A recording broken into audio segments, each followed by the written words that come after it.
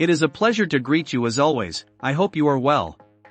Today's topic is the following: the psychology of how to make your ex miss you. Today we are going to talk about real psychological principles and how they can be used to make your ex miss you.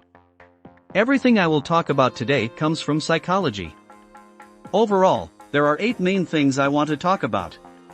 Let's start. 1. Principle of scarcity. We all value things when they become scarcer. I guess the argument many people make is that by reducing contact and presence after a breakup with your ex, you become more scarce and can potentially increase your perceived value. What makes people miss their ex and regret their decision to break up or leave is realizing that things are no different. Scarcity is a way to make your ex realize this because he recognizes that you are a unique person. 2. The no contact rule, but not how you think. Then, of course, there is the no contact rule, but not in the way most think. The logic behind the no contact rule is that after a breakup, you employ this rule on your ex, supposedly increasing the chances that they will miss you by taking away their freedom to communicate with you. However, it is the opposite. It's not that I don't miss you, rather it won't outwardly show that he misses you, since much of his turmoil is internal. The true power of no contact lies in how you spend your time away from your ex. 3. The subtle jealousy posts. When it comes to inducing jealousy, many tend to go overboard and want to flaunt their new date to their ex. However, I found that subtle jealousy is much more effective.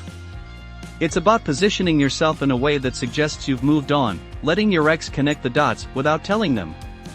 4. The interruption effect. This concept posits that humans remember unfinished or interrupted tasks more than completed ones. The presence of an unsolved problem dominates our thoughts. This concept is particularly relevant when engaging in post-breakup conversations with your ex.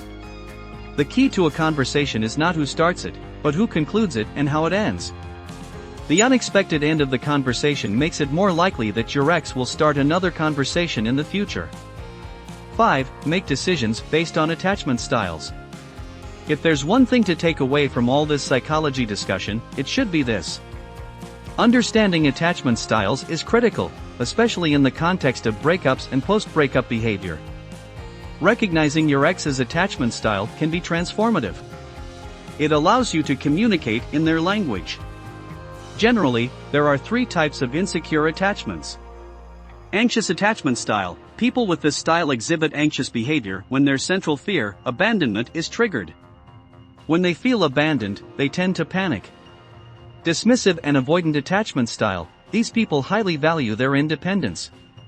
When they feel threatened, they may avoid situations, avoid confrontations, or even disappear.